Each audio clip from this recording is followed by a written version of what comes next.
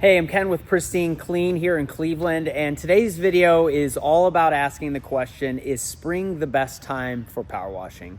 Well, that depends on a couple factors. Obviously, spring is awesome to wash your house, but you don't want to do it too early. If you do your house wash too early, some of our soaps may not activate, so you want temperatures to be at least above 50 degrees for the soaps to be able to work.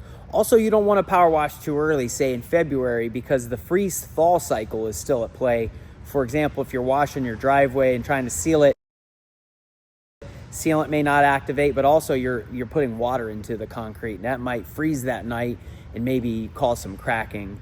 Other than that, you want to time some of the pollen drop just to make sure that you're getting a lot of that fallout contaminants that are falling onto your roof and or your siding. You want to time that up.